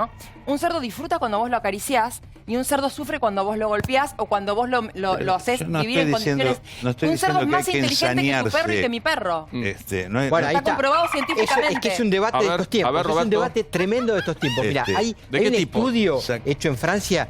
Hay menores, los centennials, están abajo de los millennials. Ya muchos responden que entre elegir... Si tienen que elegir entre la muerte de un ser humano y la muerte de un animal, eligen la muerte de un ser humano. Quiero decir, perdón. No, me pasa con mi hijo. Claro, por favor, vean las encuestas de los centennials. Pero no solo eso, el señor Cantón, en un accidente, mata a 2 personas, una mamá y un bebé en el Tigre. Ese señor siguió su vida normalmente. Ahora, tira un animal de un helicóptero y el tipo es boleta forever, porque cambiaron los valores. Bueno, pero no está mal que cambie. Los valores. No, cambiaron los valores. Igual esos valores de matar a alguien, a una... Sí, ya una mujer, un bebé. Fíjate, siguió adelante, no hay ningún cuestionamiento. Pero no cambiaron los valores. Pero perdón, se lo cuestiona mucho más hoy que lo que pasó en el accidente del Tigre. El argumento de ese accidente, además, haber hecho una maniobra sin querer, él no argumentó haberle tirado el bote encima. La familia dice que no. En este caso quedó claro que lo que hizo fue absolutamente La familia dice que no socorrió, ¿eh? Ya lo sé. La familia víctima dice que no lo socorrió. Cantón. Lo que estoy diciendo es porque aquel no tuvo condena, aquel hecho que para mí es absolutamente condenable, y ese hombre no debería manejar nada. Nada. Ni un helicóptero, nada. ¿Quién te lo dice? Nada. Ni una lancha, nada. Ni un helicóptero ni un barco. Nada. Pero... Vos decías que los chicos cambiaron los parámetros y por acá lo de tu hijo. Lo que a mí me pasa es que en mi casa, mi hijo, o sea, a mí me está cuestionando un montón de cosas que yo ni me planteo, ¿entendés? No me planteaba antes. Y todos los días él me enseña cómo alimentarme, y se enojan, y realmente tiene un nivel de reactividad hacia la persona que no respeta, porque se criaron en otro mundo, con otra información. Sí. La misma que les pasa con los cigarrillos. Ellos, los chicos, no pueden entender. Cambiaron los valores. Los chicos, que las personas adultas fumen. Son otras generaciones. Porque se criaron sabiendo que el cigarrillo mata. Más evolucionadas. Lo mismo sucede con los animales. Volvamos al tema, digo, más allá de las costumbres. Pero discúlpame, pero come hamburguesa tu hijo. El señor Brancatelli. No come hamburguesa. No, se hace su propia. Es más, está aprendiendo a cocinarse él porque yo no sé cocinar comida vegana. Claro. Entonces no lo sé hacer. Tu hijo es vegano. Está en un proceso de transformación. Y de hecho la creación de carne artificial. Vamos a lo que... La creación de carne artificial es un éxito. Viernes 23:08, la gente está preocupada por un tema. Basta de consejo de costumbre, de hamburguesa, de la quinoa y todas esas cosas que inventaron. Me incendia el programa. La cuestión es las amenazas de los veganos. Yo te digo, metete con espías rusos. Los veganos. Metete con un comando iraní. O si sos guapo, metete con la camiseta de Atlanta en la barra de Chaca. Pero no te metas con los veganos. ¿Pero los pones a esa altura? Yo te digo, mirá, me han puteado los macristas, las pañuelos celestes. Vos estás acostumbrado. No, pero me han insultado, hasta amenazado los pañuelos celestes. ¿Y los veganos? Todo. Ahora, los veganos están los más violentos que ¿por qué? Porque defender la Decí algo de los veganos y revisar tus redes. A ver. Tremendo. Perdón la mano. No sé qué consumen, pero... Perdón, Tiziano dice que ustedes son de lo peor de lo ¿Puedo peor. responder A ver. con todo respeto, Brancatelli? En realidad creo que ese tipo de actos hay en todos los ámbitos. No voy a negar que hay muchos veganos que tienen reacciones violentas y que no están bien. Pero lo que quiero intentar es... No los justifico, ni siquiera estoy de acuerdo con accionares de muchos veganos, pero sí los comprendo. Es difícil en esta sociedad cuando vos intentás hacer algo éticamente correcto que... Para, no me interrumpas, por favor, porque yo te escuché. No hable, flaco. Y vas a hablar. Está mirando. Déjame tener la idea. Tiene razón. Te metiste con un vegano. Perdón, tratá de poner una cara, escucho. No quiero hablar. A ver. Te metiste con un vegano. Sí. Por favor, señor Tiziano. Exacto, Los dos señores están en el uso de la palabra. Es difícil en una sociedad donde la sociedad se burla de que vos intentes hacer las cosas correctamente, se burlan y hacen comentarios machistas porque elegís que tus acciones no perjudiquen a un otro animal. O sea, está buenísimo no perjudicar perros y gatos, pero cuando extendés la mirada hacia el resto de animales, ahí ya empezás a ser centro de burla, te toman de punta todo el tiempo, sumado a que es difícil enfrentar a tu familia que no te acompaña, compañeros del trabajo. Es tan difícil y que encima vos lo único que haces... ¿Esa discriminación hace que sea violento? No, espera. No lo justifico, digo que intento comprenderlos. Y encima te cruzás con gente que dice son súper violentos, pero ¿en algún momento te detuviste a escuchar a una persona vegana y que te diga lo feo que es hacer algo correcto en este mundo y que se te rían? Hace 100 años, seguramente, o hace 60, había gente que defendía a la mujer que quería que vote y se le reían. Gente que hace 100 años quería que el negro sea considerado sujeto de derecho y se le reían. Gente que decía, che, la homosexualidad no es una enfermedad y se le reían. Hoy pasa con los animales, se dice, che, los animales son sujetos de derechos y se nos ríen. Es difícil, no lo justifico, pero es difícil. Yo te comprendo y tal vez en 60 años seamos todos veganos. Bueno, sí, el mundo va a ser vegano. Yo no voy a estar, pero digo, mis hijos, mis nietos sean veganos y el mundo vaya hacia eso. A vos no te veo. Hoy no me saques el asado porque te corto el brazo. Te entiendo, es tu tradición.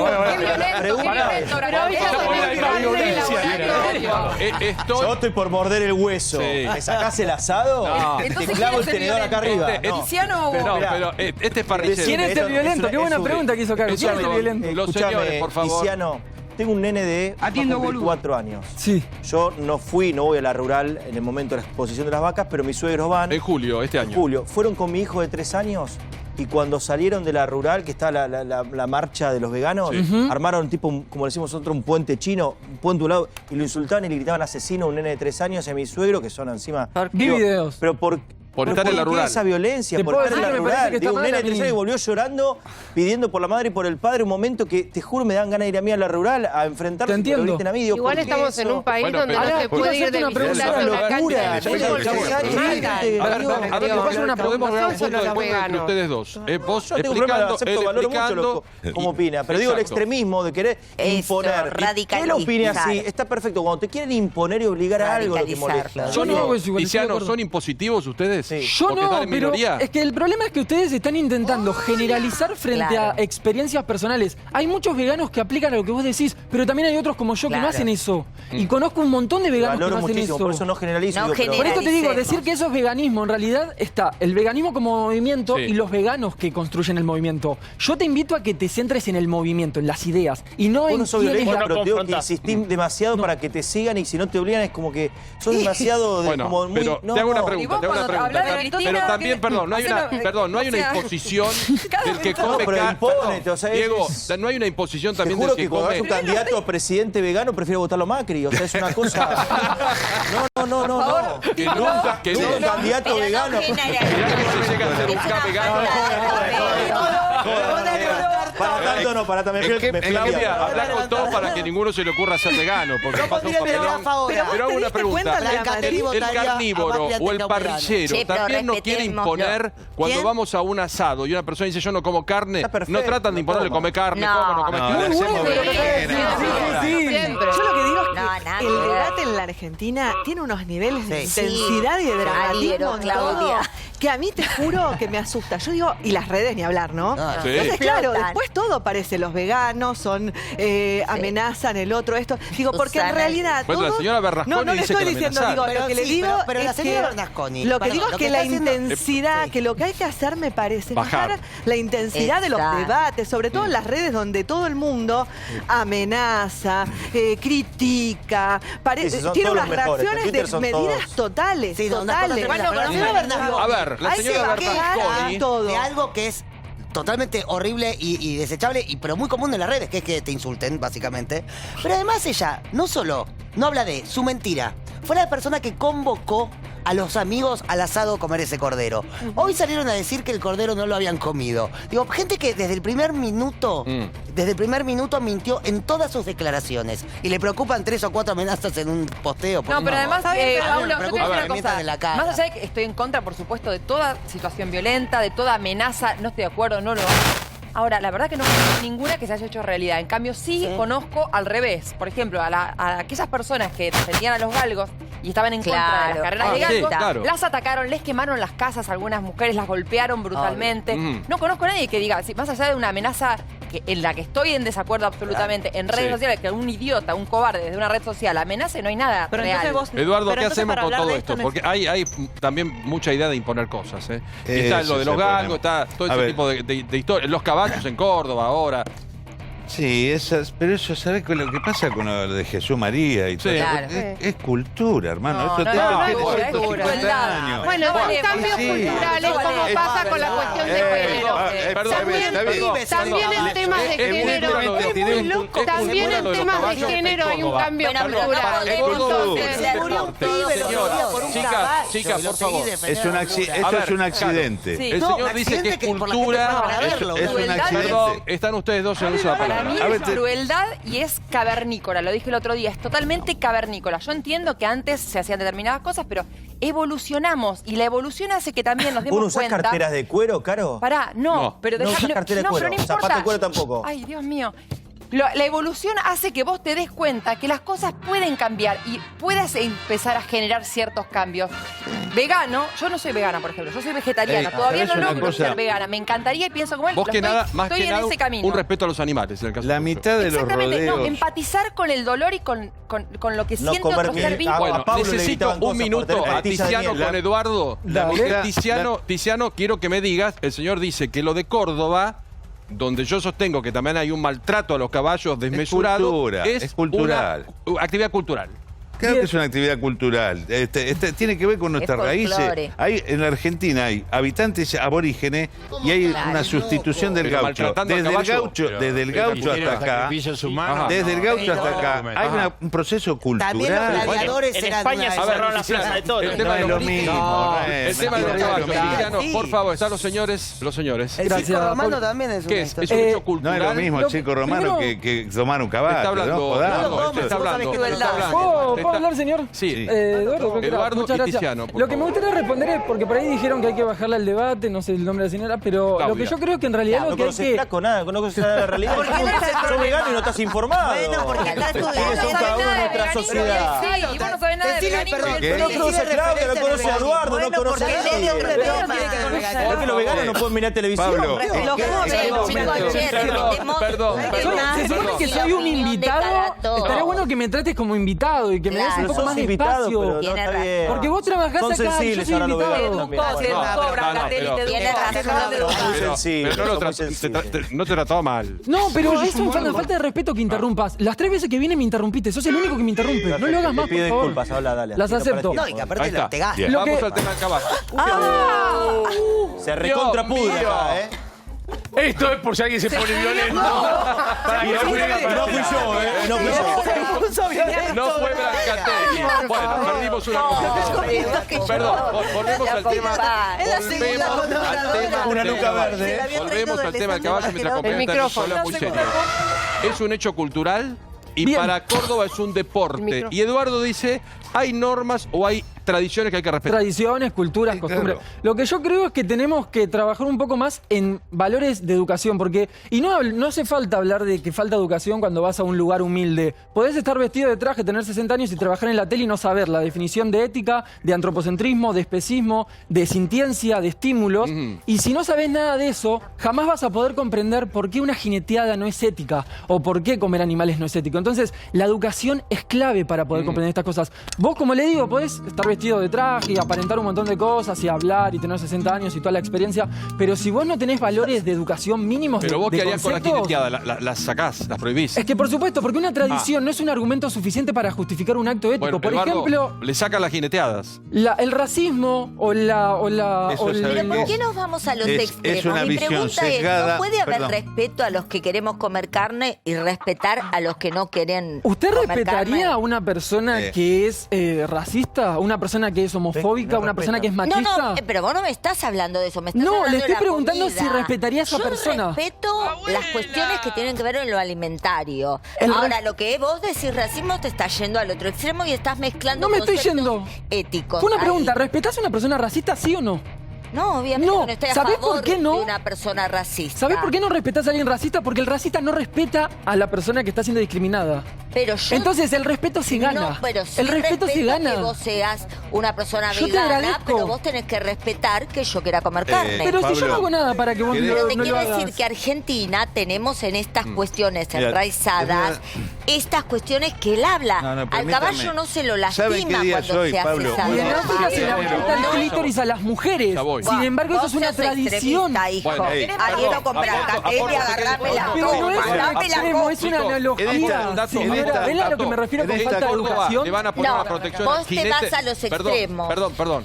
En Córdoba le van a poner una protección a los jinetes y van a hacer controles antidoping a los caballos porque creen que los caballos están pasados. Pero, porque los Paulo, estimula para poder cumplir. Así que ¿Qué hay ojo con el de tema. cómo se divierte la tilinguería argentina? Hay una digo? cuestión, hay una cuestión. ¿Qué hay del hecho cultural de cómo se divierte la tilinguería argentina? El tilingo es otra Porque cosa. Me parece que ese es un hecho cultural. 17 de enero. Pero vamos a discutir qué carajo hacen estos tipos. Digo, esa es la manera de divertirse. Oíme, que tienen. 17 de enero. Me parece, ¿no? 17 de enero. Sí.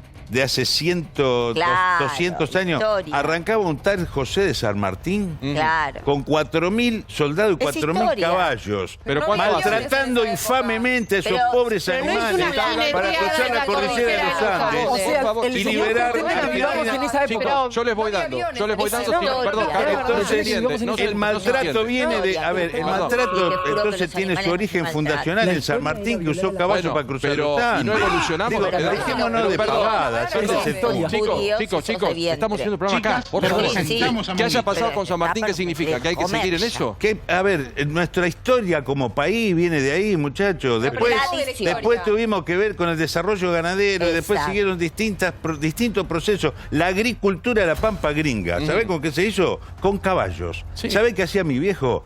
Ponía 6 caballos y con 2 rejas daba vuelta a la tierra y producía trigo para que la Argentina sea granero del mundo. ¿Eso es maltrato? Dejémonos de joder, muchachos. Eso es tradición. Ahora, olvidarnos de la tradición es traicionar a toda esa gente que hizo grande este país. A ver, Tiziano, por favor. Por favor. Vuelvo a recalcar la importancia de educarse, reeducarse continuamente en los nuevos valores de una nueva ética, ¿no? Porque claramente el señor tiene conceptos obsoletos. El señor ya no se maneja en caballo, se maneja en auto. No, las tecnologías avanzan, la sociedad avanza. Antes se discriminaba y se consideraba que algo era una enfermedad y que una persona negra no merecía estar acá, por ejemplo. Y evolucionamos. Antes se creía que cualquier animal era merecedor de cualquier trato aberrante. Y hoy en día hay algunos animales a los que ya se los considera. Estamos evolucionando. Siempre que se frustren intereses de un ser sintiente, merece consideración ética. Siempre. Un cordero, como pasó en Uruguay, ¿siente también? Por supuesto que siente. ¿Cómo no va a sentir? Tiene sistema nervioso, tiene cerebro, tiene conciencia. Pero chicos, tiene razón Diego. No traten de ser tan nerviosos. Hago una pregunta desde un desconocimiento porque no soy veterinario y no entiendo. Si tenemos que explicar que un cordero siente o no siente, estamos muy atrasados. ¿Cuál es la diferencia entre el ser humano y los animales? Es un mamífero, tiene una estructura fisiológica muy parecida a la nuestra. Déjame reflexionar. ¿Cuál es la diferencia? Por favor. Hablo bastante, señora. Déjeme hablar un poquito de mí. Una reflexión sobre esto. Pasamos al principio de pensar que habían tirado un chancho vivo, que sería una crueldad que la sociedad no acepta, a entender que fue un cordero ya listo para la parrilla. Y la gente siguió indignada. ¿Por qué? Porque descubrió en el trayecto que ese animal tenía una dignidad y que no se lo podía burlar de esa manera tirándolo desde un helicóptero hasta una pileta. Ese es un aprendizaje, es el aprendizaje del que habla Tiziano. No estamos preparados todos para no, ese aprendizaje. Pero vamos en esa dirección. Como va el hijo de ¿estamos mejorando? ¿Estamos mejorando? Claro que estamos mejorando. Pero todos. Pero de la misma manera que dijimos, los negros son personas, las mujeres son personas, los animales son seres sintientes que no deben sufrir gratuitamente. Ayer, hace 10 años, hace 20 años. Daniela, por favor. Pero claro, vos estás diciendo, Gus, que ahora la sociedad entendió que está mal burlarse. Está en un proceso que hace 10 años no tenía. Yo creo que este video hace 10 años buscaba la misma indignación. No, para nada. Buscaba la misma Daniela, de ninguna manera, por favor, Daniela. Esto tiene que ver con la tiringuería. Esto tiene que ver con yo soy rico y hago esto. Tenés una amarilla, te vas con roja. Sí, sos un tarado, Daniela, por favor. Te divertís con ese idiotez. Pero Roberto, digo, Daniela, ¿hay alguna otra Daniela en el piso? Por favor. Coincido en lo que acaba de decir, pero además creo que... No. ¿Con quién coincidís? ¿Con quién coincidís? Coincido con lo que acaba de decir, de que hemos evolucionado y que hoy un animal merece consideración y respeto. Pero además de eso, hoy es un éxito la creación de carne artificial. Y eso denota que existe una preocupación mundial por el tema y por generar recursos alternativos. Con la misma proteína. Con la misma proteína, exactamente igual. En China hay un laboratorio que te crea carne proveniente de una molécula. Sí, existe y va a ser un éxito ¿Y dentro de 20 vos la o 30 años. Yo la comería feliz, por supuesto. Diego, ¿vos comerías esa carne? No, y aparte no existe, todavía dicen 30 años, chicos. Hoy existe. Hoy existe. ¿Qué molécula? El domingo yo hago un costillar tremendo. Hoy se comercializa. Hoy tenés hamburguesas de carne artificial que se comercializan. Porque una cosa son los vegetarianos, otra cosa son los veganos. Sí. Empecemos a hacer el listado, si quieren, a modo ping-pong, uno que diga domingo de vez en cuando, las cosas que empezás a dejar de hacer, por ejemplo, chau choripán, para las marcas. Vegano, ¿no sabes lo rico que es? ¿Qué? Te lo juro. No, pero de todas maneras evolucionamos. Pará, un vaso de leche con cacao. No puedo tomar un vaso de leche a la mañana. Leche de almendra, hace 20 años tenía que una cita. No puedo ponerle miel al té. Miel al té no podés. Sos un asesino. Y un filé de merluza tampoco. Filé de merluza tampoco. Filé de merluza no se puede. Un pollo. Teníamos un segundito, muy aburrido. Para un pollo. No, me dicen que así no se entiende. No se entiende. Perdón, diputada. No se entiende nada. Ordenémonos. Gracias. En base a lo que está diciendo Brancatelli, la idea es cuando algo perjudica a alguien más, tenemos que intentar activar esa parte que nos hace humanos, que es la empatía y la capacidad tan elevada de razonar. Y justamente si tenemos la posibilidad de intentar al menos buscar alternativas, y sabemos que somos millones en el mundo que ya no comemos animales y que podemos... Conozcamos a una persona, busquemos por internet, busquemos en Instagram páginas, empecemos a informarnos y preguntar a la gente que tiene experiencia. Che, ¿qué puedo comer? ¿Cómo reemplazo esta leche por una leche vegetal igual de rica? Y un chori vegano es posible. Empezar a informarse, porque lo que vos estás hablando lo dice cualquier persona que no conoce absolutamente ninguna comida vegana. Porque en realidad lo que ella dice es cierto, tenés todas esas opciones. Y huevo frito, hacé el intento al menos. También tenés la opción vegetal de huevo frito. Pero informate al menos, hacé el intento. Busca en internet. Ayúdalo, supongamos que te dicen... Ponés que quiero hacer un curso de un año para aprender comida vegana. Te estoy preguntando ahora que hay 2 millones de espectadores viendo, ¿no? Ya sé que puedo empezar a estudiar un curso de veganismo. ¿Puedo ser ineficiente ¿Huevo frito con qué lo reemplazo? Puedo ser ineficiente y responderte... Decime con qué reemplazo un huevo frito. Te voy a responder eso. Puedo ser ineficiente y responderte sobre un huevo frito, o te puedo ser más eficiente y decirte... Me sacaste huevo frito en los lunes. Escuchame. Busca en internet esa receta y vas a encontrar muchas, no solo esa.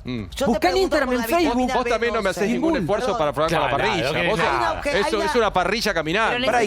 Y las plantas no siguen. O sea, perdón, ¿y qué tirás una planta y a la planta que no jode que cortes el... A ver. ¿Sabes lo que pasa? Ernestina, necesitas... Obviamente que vas a tener que hacer un esfuerzo para convertirte, para cambiar un montón de cosas, pero para eso necesitas que te empiece a importar. O sea... Para hacer el clic y la sándwich y jamón crudo no podemos comer más. ¿Qué te empieza a importar? Podés comer lo que quieras, Diego. El día que tengas conciencia, o si en algún momento haces un clic y tomás conciencia del dolor profundo... Mortadela. Bueno, listo, si me vas a... ¿Puedo preguntar algo? No le faltes el respeto. En serio, porque la crítica al veganismo... Ponete el helado acá y... Le está hablando la señora Ernestina, la crítica al veganismo que yo escucho muy seguido... Yo quiero responder eso. La crítica al veganismo que yo escucho muy seguido, porque ahora me toca tener un hijo que está en ese plan, estoy investigando sobre el tema... Sí. Tiene que ver con la proteína B12, ¿no? Una proteína que viene puntualmente del animal. Yo pregunto, ¿cómo se suple? ¿No voy a estar mal alimentado? Bien, respondo eso brevemente porque es algo que ya está bastante hablado. Bueno, es una vitamina B12 que en realidad no es de origen animal ni de origen vegetal, proviene de las bacterias. ¿Vitamina o proteína? Yo no lo sé. Vitamina. Proviene de una fermentación de las bacterias. Principalmente la que nosotros absorbemos es la cianocobalamina. Todos los seres humanos la necesitamos, no es que la necesitan los veganos. De hecho, hay personas que tienen por eso pregunto cómo problemas en sus órganos y aunque comen carne necesitan suplementarse con esta vitamina. Entonces no es algo de los veganos. Los animales se los inyecta y se los suplementa con vitamina B12 porque hoy en día los animales están hacinados y ya no viven en el campo comiendo y la fermentación que se produce de la vitamina B12. Entonces se les inyecta a los animales y el humano que come animales la come de forma indirecta a través del animal. Quienes dejamos a los animales la comemos de forma directa del suplemento. Eso es todo. Y el suplemento es barato. Mira, yo compré hace poco un suplemento que me salió 900 pesos y me dura 2 años. 900 pesos, 2 años. Pero la leche de almendra no es muy cara, por ejemplo, la leche de almendra. A mí me dijo el otro día una persona, por eso les pregunto. ¿Cuánto está el litro? El litro de leche de almendra. Termino, que el litro de leche de almendra costaba alrededor de 200 pesos. Sí, 180 pesos, más o menos, en un supermercado. Si vos le haces, es tan fácil. No, pero pará, hacerla tan fácil. Chicos, pero una sale más o menos lo mismo. Me dejan hablar, vale 50 pesos si vos la haces, comprando... Me fijé cuánto valían las almendras en Mercado Libre, no sé si vos tenés la misma cuenta. Por cada, o sea, con 50 gramos de almendras, haces por lo menos un litro de leche de almendras, ¿no? Y por eso saqué la cuenta que eran 50 pesos. Y hacerla es solamente licuar agua con esas almendras. Atención, y preguntas cortas para respuestas cortas porque estamos sobre el final. ¿Sale caro ser vegano? ¿Cualquiera puede acceder a esta alimentación? No, si vos te pones las pilas y decís, bueno, voy a cocinar algunas cosas. Si vas a comprar todo, bueno, si vas a vivir de delivery te sale caro ser carnívoro también. ¿Pero es más caro ser vegano? Y va a ir evolucionando también la industria, ¿no? Cada vez hay más lugares que te facilitan la última, para una madre, cuando el hijo momento dice, quiero ser vegano. Oh, es un dolor de huevos. Ah, es un problema. No puedo decir huevos porque soy vegana ahora. Pero te trajo un problema, o sea, no es fácil. No, porque además yo soy como la Plager, que dice voy a hacer un poste, te corta un merengue. Claro. O sea, no es el mejor caso. No es el mejor caso. Por eso, pero ahora de verdad le las dos ofrecí hoy hacer un cocineras, curso. con estas dos morimos de hambre. Bueno, Tiziano, cerramos. Ya quiero hacer un cierre, por favor. 30 segundos para Primero, terminar. muchas gracias por la invitación. Y segundo, si queremos construir una sociedad mejor, tenemos que fijarnos en todos los seres sintientes, no solo en los humanos, perros y gatos. Y para construir una sociedad mejor necesitamos fomentar valores de coherencia, ética y justicia. Y esos 3 valores aplican a cualquier animal que perjudicamos en nuestras prácticas. Incluye redes sociales también. Cuando quieras sabes que podés venir. Cuando quieras sabes que podés venir. Empieza a modo noche. Un programa igual al de hoy y yo me hago vegano, lo prometo. Porque me volvieron loco. Vamos, chicos. No, tremendo. Buen fin de semana, gracias a todos, que la pasen bien, descansen. Gracias por venir, Eduardo. Ojo en la ruta. Chicas, hasta el lunes. Ya viene modo noche. Buen fin de semana, lunes 9:30, Intratables como siempre con todo el debate. Chao.